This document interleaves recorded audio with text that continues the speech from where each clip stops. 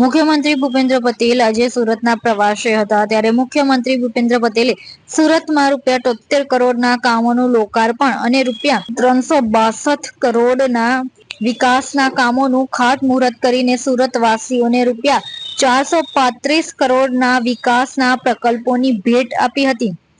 મુખ્યમંત્રીના હસ્તે સુરત મનપા દ્વારા જરૂરિયાત નાગરિકો માટે નવનિર્મિત 1494 PM આવાસોનો કોમ્પ્યુટરાઇઝ ડ્રો પણ કરવામાં આવ્યો હતો।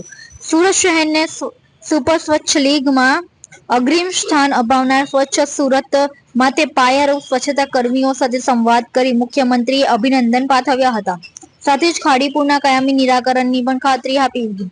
સુરત મનપાની શાળાઓમાં ઇનોવેટિવ એજ્યુકેશન અપાવવાના હેતુથી નિર્મિત રોબોટિક લેબ્સ કાર્યરત થઈ છે, જે અંગે સુમન શાળાના વિદ્યાર્થીઓએ મુખ્યમંત્રીને AI base smart and innovative education અંગે માહિતગાર કર્યા હતા।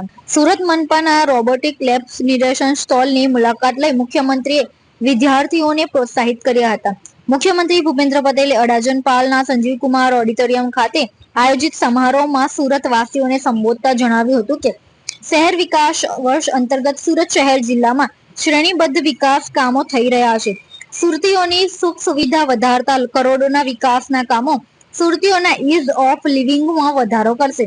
મુખ્યમંત્રીએ વધુમાં જણાવ્યું હતું કે 2047 સુધીમાં વિકસિત ભારતના નિર્માણનો વડાપ્રધાન નરેન્દ્રભાઈ મોદીનો સંકલ્પ છે। આ સંકલ્પ પૂર્તિ માટે ગુજરાતે અર્નિંગ વેલ લિવિંગ વેલના મંત્ર સાથે શહેરોને ગ્રોથ હબ તરીકે વિકસાવીને વિકસિત ગુજરાત 2047નો રોડમેપ બનાવ્યો છે।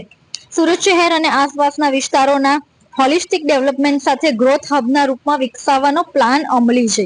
ત્યારે વડાપ્રધાનના વર્ષ 2070 સુધીમાં નેટ ઝીરો કાર્બન ફૂટપ્રિન્ટના લક્ષ્યની દિશામાં ઈ મોબિલિટી પર ખાસ ભાર મૂક્યો હોવાનું ઉમેર્યું છે। 108 કિલોમીટરના BRTS રૂટ સાથે 450 ઈ બસોનું સંચાલન કરી સુરત ગ્રીન મોબિલિટીના ક્ષેત્રમાં દેશભરનું પ્રથમ ક્રમનું શહેર બન્યું છે, એનો ઉલ્લેખ કરી તેમને સુરત મનપા અને અધિકારીઓને બિરદાવ્યા હતા।